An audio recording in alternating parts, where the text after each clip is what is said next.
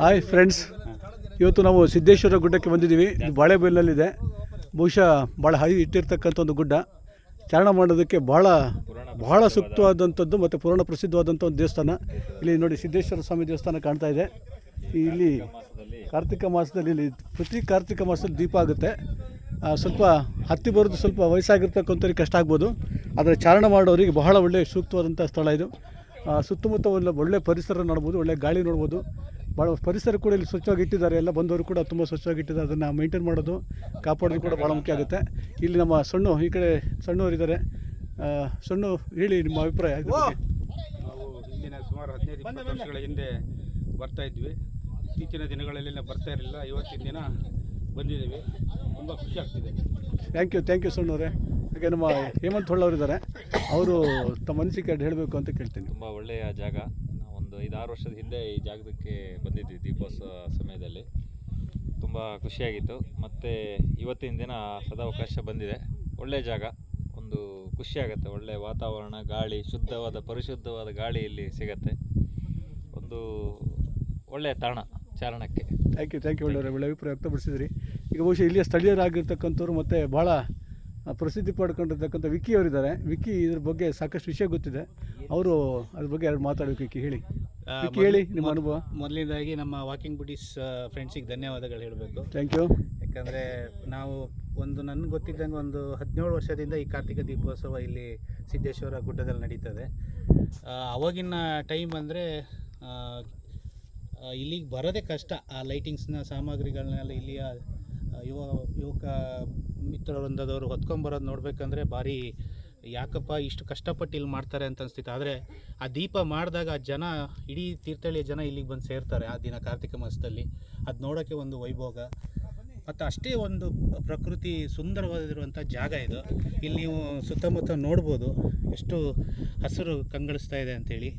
ಆಮೇಲೆ ನಾವು ಕಾರ್ತಿಕ ದೀಪೋತ್ಸವದಲ್ಲಿ ಯಾವಾಗಲೂ ದೀಪ ನಡೆಯೋ ಸಮಯದಲ್ಲಿ ಸಂಜೆ ಬರ್ತಿದ್ವಿ. ಇಲ್ಲಿ ಆವಾಗ ನಡ್ಕೊಂಬರೋಕ್ಕೂ ಕಷ್ಟ ಆಗ್ತಿತ್ತು. ನಮ್ಮ ಈಗ ಈ ಸಂದರ್ಭದಲ್ಲಿ ನೆನೆಸ್ಕೊಬೇಕಾಗತ್ತೆ. ನಮ್ಮ PC ಸತೀಶ್ ಅಣ್ಣ ಅವರು, ಅವರ ಮಿತ್ರರೊಂದ, ಅವರ ಸಹಪಾಠಿಗಳೆಲ್ಲ ಸೇರಿ ಬೆಟ್ಟದಲ್ಲಿ ನಡ್ಕೊಂಬರೋರಿಗೆ ತೊಂದರೆ ಆಗತ್ತೆ ಅಂತ ಹೇಳಿ ಸ್ವಲ್ಪ ಏನಂತಾರೆ ಮೆಟ್ಲುಗಳನ್ನು ಎಲ್ಲರ ಅನುದಾನದೊಟ್ಟಿಗೆ ಮತ್ತು ಶ್ರಮದೊಟ್ಟಿಗೆ ಮಾಡಿದ್ದಾರೆ. ಅದನ್ನು ಈಗಲೂ ನಾವು ಸ್ಮರಿಸ್ಕೊಳ್ಬೇಕಾಗತ್ತೆ. ಆಮೇಲೆ ಮತ್ತು ಮೇಯ್ನಾಗಿ ಇಲ್ಲಿ ಒಂದು ಪ್ರಸಿದ್ಧಿ ಇದೆ. ಈ ಸಿದ್ದೇಶ್ವರ ತಪ್ಪಲಲ್ಲಿ ಯಾರು ಮನೆ ಕಟ್ಟಬೇಕು ಅಂಥೇಳಿ ಅಂದ್ಕೊಂಡಿರ್ತಾರೋ ಅವರು ಈ ಜಾಗದಲ್ಲಿ ಕಾರ್ತಿಕ ಮಾಸದಿಂದ ಬಂದು ಇಲ್ಲಿ ಕಲ್ಲುಗಳಿಂದ ಮನೆ ಕಟ್ಟಿದಾಗ ಅವರ ಏನು ಹರಿಕೆ ನೆರವೇರುತ್ತೆ ಅಂತ ಹೇಳ್ತಾರೆ. ನೋಡಿ, ಇಲ್ಲಿ ನೀವು ನೋಡ್ಬೋದು, ಎಲ್ಲರೂ ಅವರವರ ಯಥಾನ ಶಕ್ತಿ ಕಲ್ಲುಗಳಿಂದ ಮನೆಗಳನ್ನ ಕಟ್ಟಿದ್ದಾರೆ. ಕೆಲವರು ಇಲ್ಲಿ ಕಲ್ಲಿನ ಮನೆ ಕಟ್ಟಿದವರು ಈಗ ಸ್ವಂತ ಮನೆ ಕಟ್ಟಿ ಗೃಹ ಪ್ರವೇಶ ಮಾಡಿ ಅವರ ಮನೆಗಳಲ್ಲಿ ಒಂದು ಸುಂದರವಾದ ಬದುಕನ್ನು ನಡೆಸ್ತಾ ಇದ್ದಾರೆ ಅಂತ ಹೇಳ್ಬೋದು. ಭಾರಿ ಖುಷಿ ಆಗ್ತಿದೆ. ಅಂದರೆ ನಾವು ಇವತ್ತು ಬೆಳಿಗ್ಗೆ ಬಂದಿದ್ದೀವಿ. ಈ ವಾತಾವರಣನ ನಿಮ್ಗೆ ಹೇಳೋದಕ್ಕಿಂತ ನೀವುಗಳೆಲ್ಲ ಒಂದು ಸತಿ ಈ ಜಾಗಕ್ಕೆ ಬಂದು ಅನುಭವಿಸಿದ್ರೆ ಗೊತ್ತಾಗತ್ತೆ.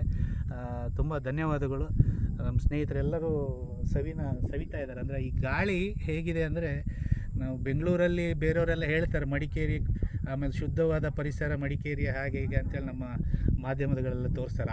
ಅವ್ರವ್ರ ಊರುಗಳಲ್ಲಿ ಕೂಡ ಒಳ್ಳೆಯ ಪರಿಸರ ಇದೆ. ಅದನ್ನು ಚೆನ್ನಾಗಿ ಇಟ್ಕೊಳ್ಬೇಕಾಗಿದ್ದು ನಮ್ಮೆಲ್ಲರ ಕರ್ತವ್ಯ. ಇಲ್ಲಿ ಯಾವುದೇ ರೀತಿಯ ನಾವುಗಳು ಸೇರಿ ಯಾವುದೇ ರೀತಿಯ ಕಸ ಪ್ಲಾಸ್ಟಿಕ್ಗಳನ್ನ ಇಲ್ಲಿ ಹಾಕೋದಿಲ್ಲ. ನಾವು ತಂದಿರುವಂಥ ವಸ್ತುಗಳನ್ನು ನಾವೇ ವಾಪಸ್ ತೊಗೊಂಡೋಗ್ತಾ ಇದ್ದೀವಿ. ಮೊದಲನೇದಾಗಿ ಗೋಪಾಲ್ ಮಾಸ್ಟ್ರಿಗೆ ಧನ್ಯವಾದಗಳು. Thank you. ಎಲ್ಲರಿಗೂ ಶುಭವಾಗಲಿ. Thank you. ತುಂಬ ಚೆನ್ನಾಗಿ ಹೇಳಿದ್ರಿ.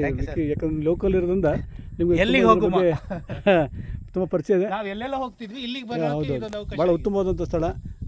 ವಿಕಿ ಸರ್ ಭಾಳ ಉತ್ತಮವಾದಂಥ ಸ್ಥಳ. ತುಂಬ ಖುಷಿಯಾಗಿದೆ. ದಯಮಾಡಿ ಎಲ್ಲರೂ ಕೂಡ ಇಲ್ಲಿ ಚಾರಣ ಬನ್ನಿ. ತುಂಬ ಚೆನ್ನಾಗಿದೆ. ಆರೋಗ್ಯಕ್ಕೆ ಬಹಳ ಒಳ್ಳೆಯದು. ನಿಮಗೆ ಒಂದು ದೈಹಿಕವಾಗಿ ಕೂಡ ಒಂದು ಕಸರತ್ತಾಗುತ್ತೆ.